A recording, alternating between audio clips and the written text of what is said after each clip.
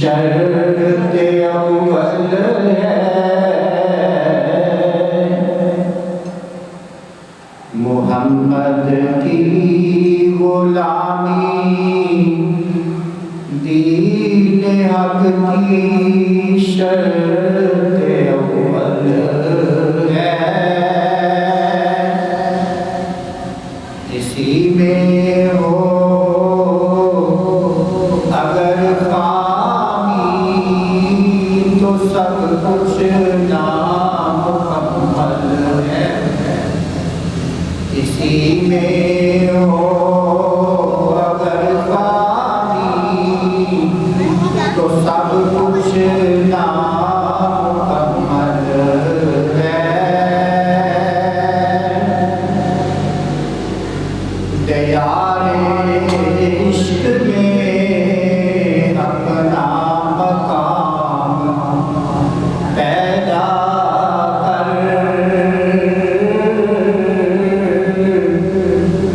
دیار عشق میں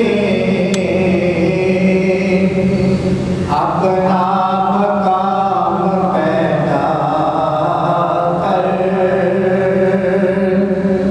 نیا زمانہ نئے صبح و شام پیدا کر، نیا زمانہ نئے صبح و شام پیدا کر، محمد محمد کہتے گزر گئی، محمد محمد کہتے گزر گئی، عہد کو لو احمد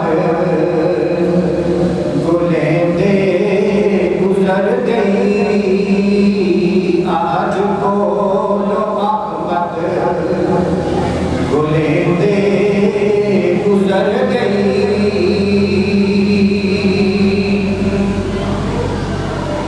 خدا کے نور سے پیدا ہوئے ہیں پنج تن، خدا کے نور سے پیدا ہوئے ہیں پنج تن، محمد فاطمہ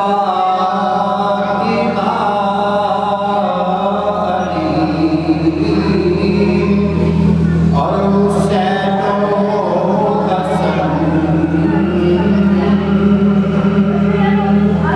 محمد فاطمہ علی اور حسین و حسن،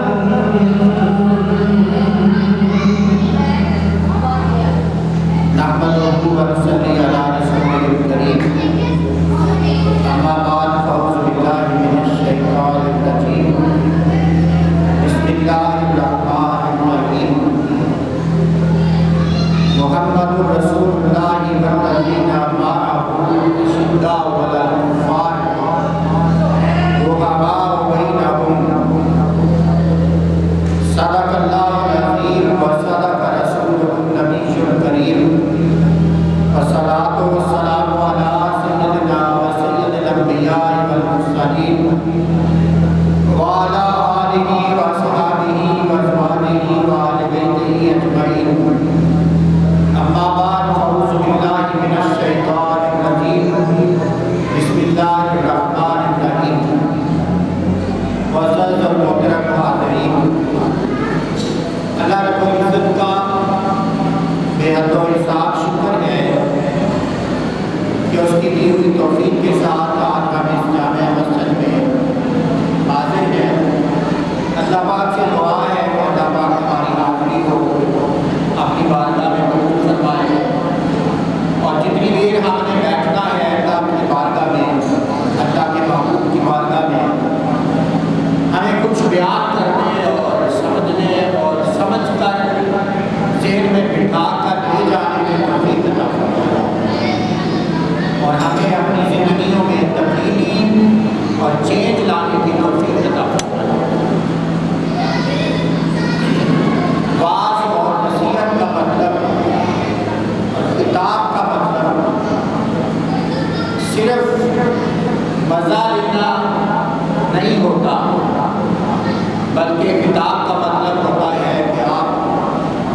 قرآن کو، حدیث کو، اللہ کے پیغام کو اچھی طرح سمجھیں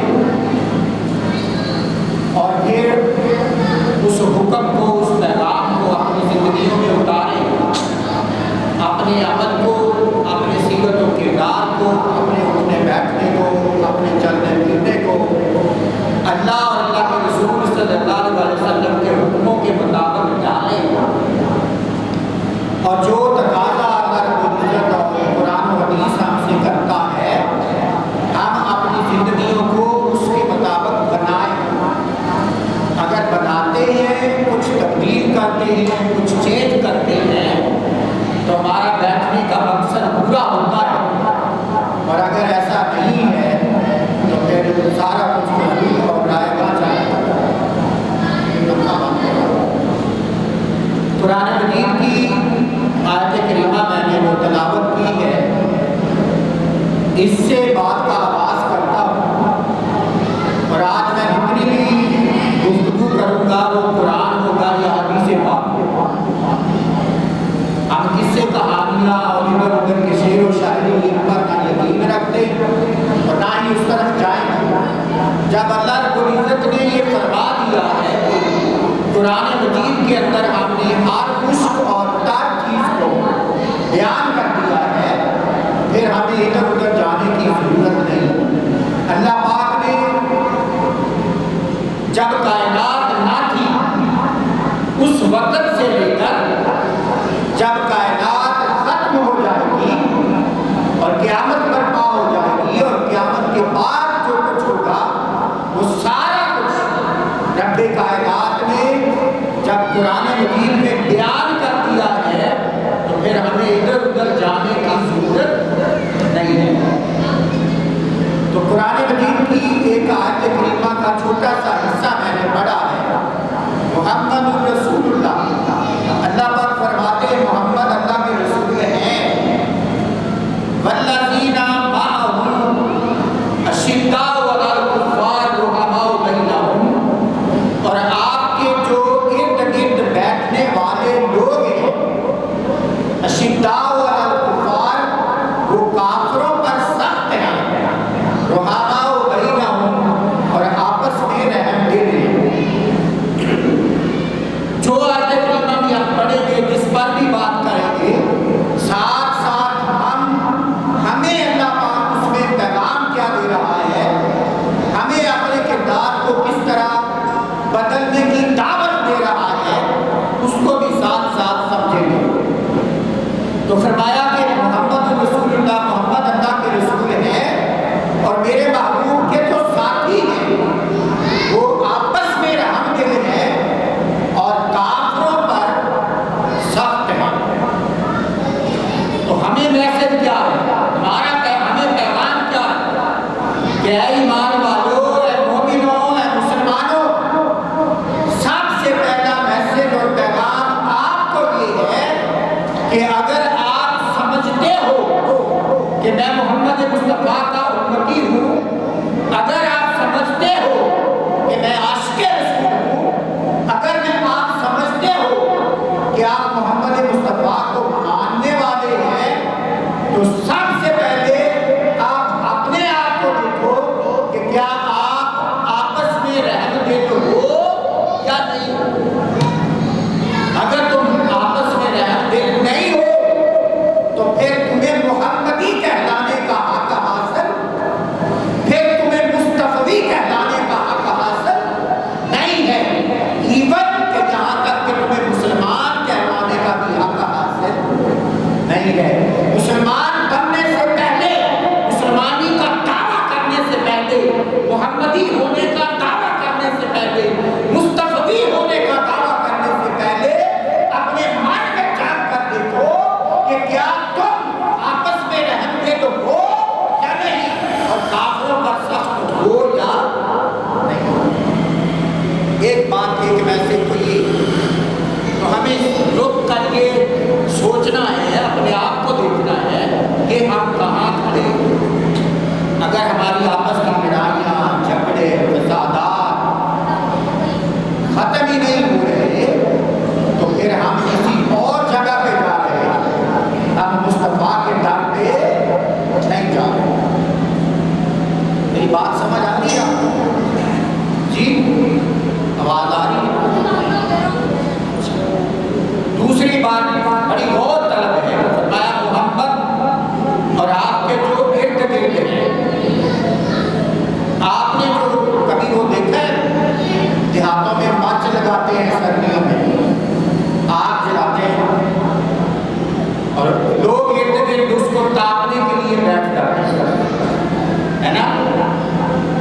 تو جو اس آگ کے زیادہ قریب ہوتا ہے اس کو اس کا سیک تپش زیادہ لگتی ہے، اور جو دور ہوتا ہے وہ اس کو اس کا سیک کم لگتا ہے۔ اسی طرح کہ میں نے سمجھنے کے لیے مثال دی، جو حضور تاجدار کائنات درمیان میں ہے اور ساری مخلوقات حضور کے ارد گرد ہے، جو حضور کے جتنا قریب ہے حضور تاجدار کائنات کا فیض اس کو اتنا زیادہ ملتا ہے، اور جو حضور سے جتنا دور ہوتا جاتا ہے اس کو فیض میں کمی آتی جاتی ہے۔ اور اگر ہم پوری کائنات میں جائزہ لیں تو جو تاجدار کائنات کے سب سے زیادہ قریب ہیں وہ اہل بیت مصطفیٰ ہیں۔ کائنات میں اہل بیت کسے کہتے ہیں؟ گھر والوں کو۔ کنہیں؟ گھر والوں کو۔ جو گھر والے ہیں وہ ہمیشہ باپ کے زیادہ قریب ہوتے ہیں۔ مثلا میں مثال کے طور پہ عرض کرتا ہوں کہ باپ گھر والا ہے، گھر کا مالک ہے، اس کی بیوی اس کے زیادہ قریب ہے، اس کی بیٹیاں اس کے زیادہ قریب ہیں، اس کے بیٹے اس کے زیادہ قریب ہیں، اس کے نواسے اس کے زیادہ قریب ہیں، یعنی جو اس گھر کے اندر بستے ہیں وہ اس کے زیادہ قریب ہیں۔ جو دوست احباب باہر سے آنے والے ہیں وہ ان کو کسی صورت بھی اتنی قربت نصیب نہیں ہو سکتی جتنی گھر والوں کو ہوتی۔ ایسے ہی ہے نا، جتنی گھر والوں کو قربت نصیب ہوتی ہے اتنی کسی اور کو ہو سکتی ممکن ہی نہیں۔ تو حضور تاجدار کائنات صلی اللہ علیہ وسلم کی سب سے زیادہ قربت جس کو نصیب ہوئی ہے وہ اہل بیت مصطفیٰ ہے۔ وہ کون ہے؟ اہل بیت مصطفیٰ۔ اس لیے جب بھی تاجدار کائنات صلی اللہ علیہ وسلم پر کوئی آزمائش آئی، جب بھی تاجدار کائنات صلی اللہ علیہ وسلم کو کچھ فرمانا تھا، کچھ عطا کرنا تھا، کچھ دینا تھا، تو سب سے پہلے تاجدار کائنات صلی اللہ علیہ وسلم نے اہل بیت مصطفیٰ کو عطا کیا۔ نجران سے عیسائیوں کا ایک قافلہ آ گیا، نجران سے عیسائیوں کا قافلہ آ گیا۔ انہوں نے تاجدار کائنات صلی اللہ علیہ وسلم کو مناظرے کی دعوت دی۔ کہنے لگے عیسیٰ علیہ السلام سچے ہیں، یا عیسیٰ علیہ السلام کے حوالے سے انہوں نے حضور تاجدار کائنات سے سوالات کیے۔ تاجدار کائنات نے ان کے جوابات دیے، مگر جوابات پر دونوں کا مطمئن نہ ہو سکے، تو بات یہاں تک پہنچی کہ تاجدار کائنات نے فرمایا آپ مباہلہ کر لیتے اور مباہلہ کر کے اللہ کی بارگاہ میں دعا کرتے کہ جو غلط ہے اللہ کا عذاب اس پر آ جائے۔ یہ دعوت ہو گئی۔ اس سارے واقعے کو اللہ رب العزت نے قرآن مجید کے اندر بیان کیا۔ کس میں بیان کیا؟ قرآن مجید کے اندر۔ اب دیکھیں نا، حضور تاجدار کائنات پر ایک مناظرے کی پوزیشن آئی اور تاجدار کائنات نے سب سے پہلے وہ جو مناظرے کا سارا ماحول بنا اس کو قرآن مجید نے بیان کیا، اور اگر اس پر غور کریں، توجہ کریں تو ہمیں یہ حقیقت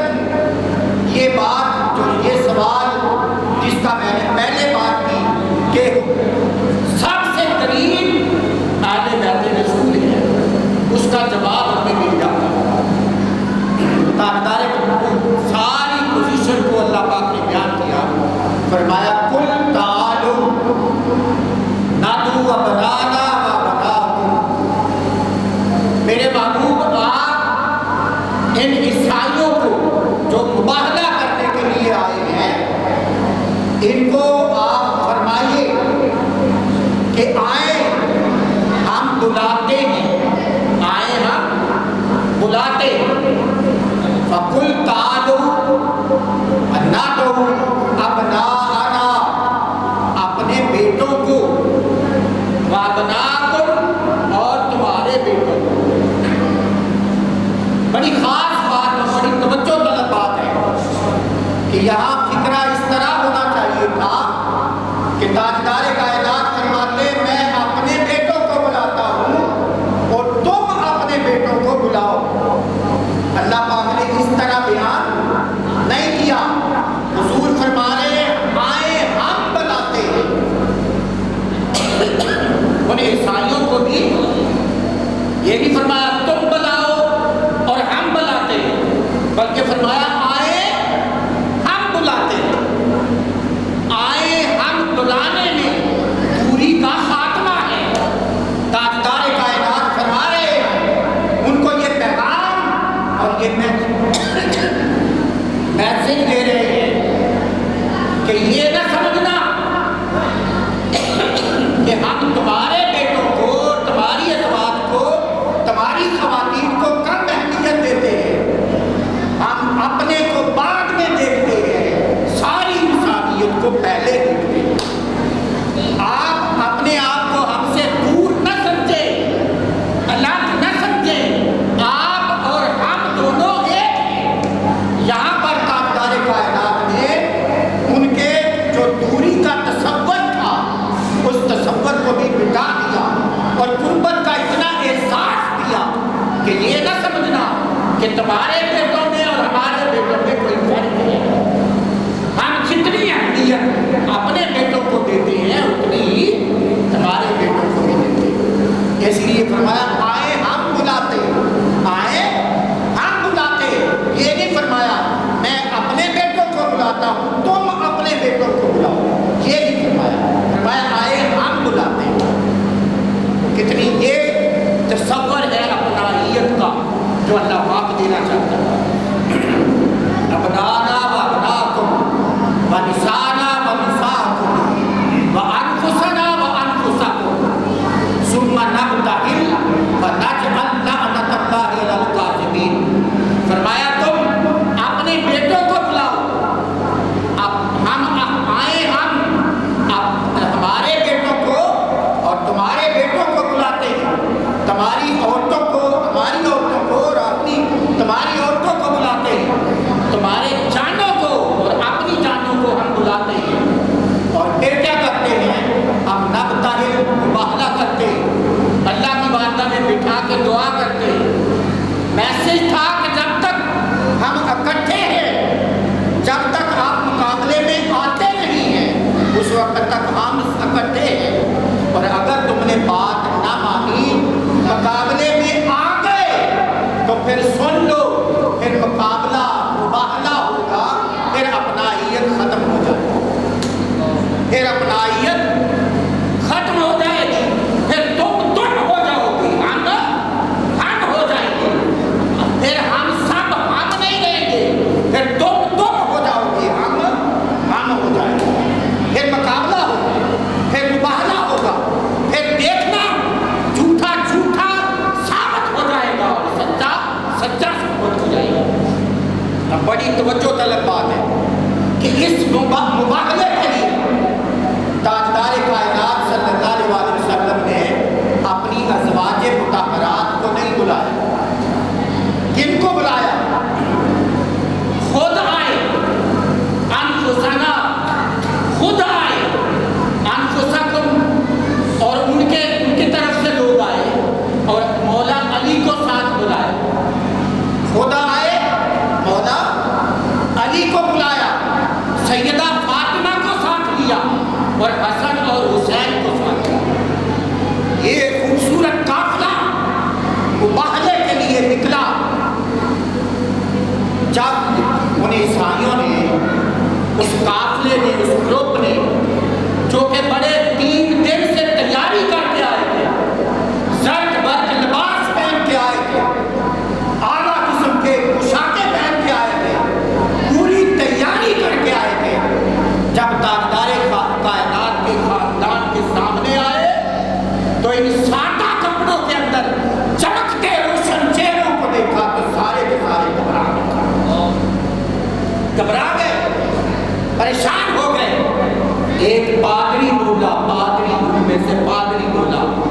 کہنے لگا خبردار ان سے مباہلہ نہ کرنا، ان سے مباہلہ نہ کرنا۔ مجھے نظر آ رہا ہے کہ جس طرح کے یہ روشن چہرے ہیں، جس طرح کے یہ اللہ کے مقبول نظر آتے ہیں، اگر انہوں نے ہاتھ اٹھا دیے تو تمہارا نام و نشان ختم ہو جائے گا، تمہارا نام و نشان ختم ہو جائے گا۔ تو تاجدار کائنات نے صلی اللہ علیہ وسلم جب یہ مباہلہ ختم، انہوں نے کہا کہ ہم ہاتھ جوڑ کے کہتے ہیں، بلکہ وہ پادری کے الفاظ تھے جو حدیث پاک میں نقل ہوئے۔ انہوں نے اس پادری نے کہا کہ میں ان کے چہروں کو دیکھتا ہوں، اگر انہوں نے اللہ سے سوال کر دیا، اگر انہوں نے اللہ سے سوال کر دیا کہ مولا یہ پہاڑ اس جگہ سے ہٹا دے، تو ان کی انگلی کا اشارہ ہوگا پہاڑ اپنی جگہ سے ہٹ جائے۔ یہ اتنے مقرب ہیں، اتنے اللہ کے مقرب نظر آتے ہیں، اور ان سے مناظرہ نہ کرنا، مباہلہ نہ کرنا۔ اور اس پادری نے کہا کہ اگر تم نے یہ غلطی کر لی تو پھر قیامت تک زمین سے نصرانیت کا نام مٹ جائے گا۔ اگر بچانا چاہتے ہو تو مباہلہ نہ کرو، معافی مانگو۔ اور معافی مانگ لی۔ انہوں نے عرض کیا حضور ہم مباہلہ نہیں کرنا چاہتے، ہم چاہتے ہیں آپ اپنے دین پر رہے اور ہمیں اپنے دین پر رہنے دیا جائے، اور جزیہ وغیرہ دے کر صلح کر لی۔ اس میں دو تین باتیں بڑی توجہ کا لگے۔ ایک بات تو یہ ہے کہ آقا کائنات صلی اللہ علیہ وسلم، اور یہ قرآن مجید نے اس کو بیان کیا، آقا کائنات صلی اللہ علیہ وسلم جس اپنی فیملی کو اور اہل بیت کو جن اپنے بیٹوں کو لے کر گئے، وہ حسن اور حسین ہیں، جس اپنی جان کو لے کر گئے، وہ خود ہے اور مولا علی ہے، اور جس اپنی خاتون مطہرہ کو لے کر گئے وہ سیدہ فاطمہ، سیدہ کائنات، سیدہ فاطمہ ظاہرہ سلام اللہ علیہا۔ تو جس کو اہل بیت پاک مصطفیٰ کریم صلی اللہ علیہ وسلم نے جن کو اہل بیت پاک کہا، وہ یہ 5 ٹن پاک، یہ 5 ٹن پاک ہے۔ پھر دیکھیے کہ اللہ پاک نے آیت نازل کی، فرمایا ان اللہ و ملائکتہ یصلون علی النبی یا ایھا الذین آمنوا صلوا علیہ وسلموا تسلیما۔ بے شک اللہ اور اس کے فرشتے درود پڑھتے ہیں علی النبی، نبی پاک صلی اللہ علیہ وسلم پر۔ اے ایمان والو تم بھی درود پاک پڑھا کرو، درود بھی پڑھو اور سلام بھی پڑھو۔ یہ آیت نازل ہوئی۔ اب جب یہ آیت نازل ہوئی تو صحابہ کرام نے حضور تاجدار کائنات سے عرض کی، یا رسول اللہ صلی اللہ علیہ وسلم، آقا ہمیں بتائیے کہ ہمیں جو درود پڑھنے کا حکم دیا گیا ہے، ہمارے اوپر جو درود پڑھنے کا فرض کیا گیا ہے، یا رسول اللہ وہ درود ہم کس طرح پڑھیں، کس طرح پڑھیں؟ تاجدار کائنات صلی اللہ علیہ وسلم نے فرمایا اس طرح پڑھو۔ تو وہ درود پڑھ کے تاجدار کائنات نے بتایا کیا پڑھا، فرمایا اس طرح پڑھو، اللہم صلی علی محمد وعلی آل محمد کما صلیت علی ابراہیم وعلی آل ابراہیم انک حمید مجید۔ یہ سارا درود پاک صحابہ کے پوچھنے پر پڑھ کے سنایا۔ اور بڑی توجہ طلب بات، بڑی اہم بات جو میں یہاں پر کہنا چاہتا ہوں، تاجدار کائنات نے فرمایا کٹا ہوا درود نہ پڑھا کرنا۔ درود جب بھی پڑھے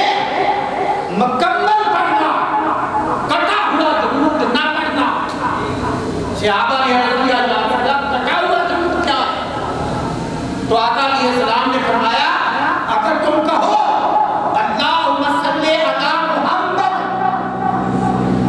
اے اللہ محمد صلی اللہ علیہ وسلم پر درود پڑھ، تو یہ کٹا ہوا درود ہے۔ یہ کیا ہے؟ یہ کٹا ہوا درود ہے۔ اور مکمل درود کیا ہے؟ اللہم صلی علی محمد وعلی آل محمد، یعنی تاجدار کائنات نے یہ فرما دیا کہ اگر تم مجھ پر درود پڑھو، میری آل کو شامل نہ کرو، تو مجھے وہ درود پڑھنا منظور نہیں ہے، وہ درود مکمل نہیں ہے، وہ کٹا ہوا درود ہے، اور کٹا ہوا درود مصطفیٰ کو منظور نہیں ہے۔ اور جو مصطفیٰ کو منظور نہیں وہ خدا کو بھی منظور، وہ خدا کو بھی منظور نہیں ہے۔ لہذا ایک بار تو یہ واضح ہو گئی کہ بعض ایسے کہہ دیتے ہیں صلو علی الحبیب، یہ درود مکمل نہیں ہے۔ حبیب پر درود پڑھو، یہ درود مصطفیٰ کے حکم کے مطابق مکمل نہیں ہے۔ مکمل درود تب ہوگا جب مصطفیٰ کے درود کے ساتھ آل مصطفیٰ کو شامل کیا جائے۔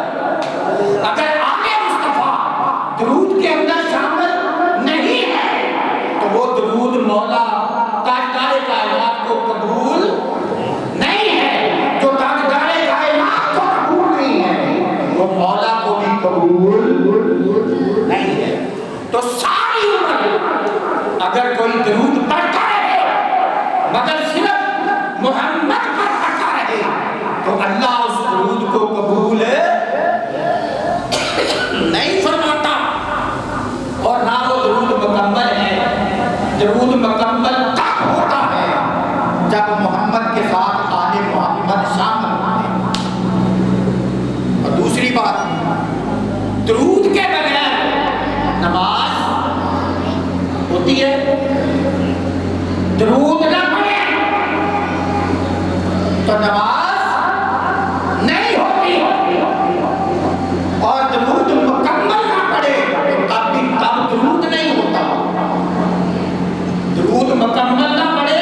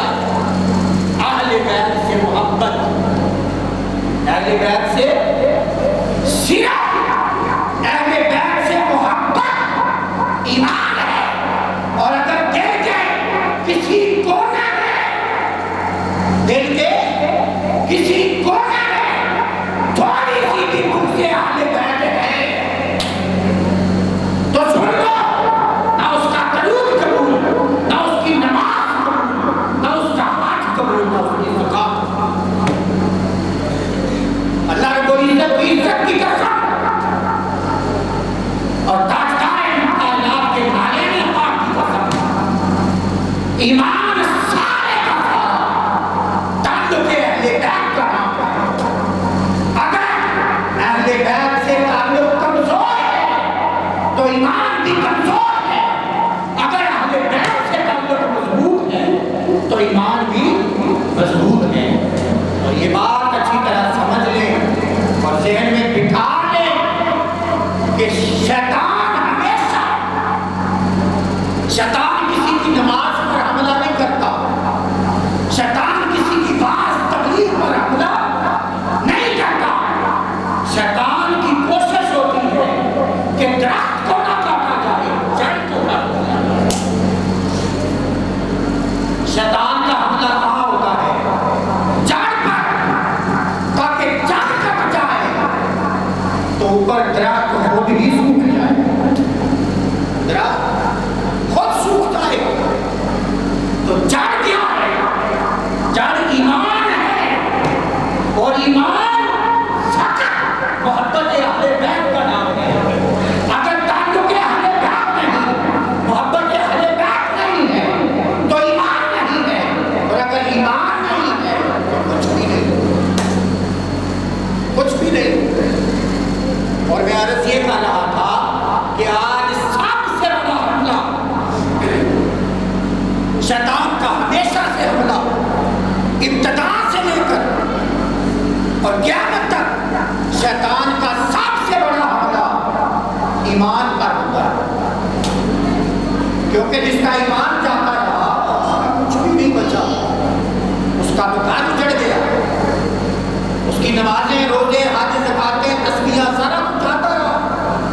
اگر ایمان جاتا رہا، اس کی کوشش یہ ہوتی ہے، آج بھی ہے اور قیامت تک رہے گی کہ جڑ ایمان کی کاٹ دی جائے.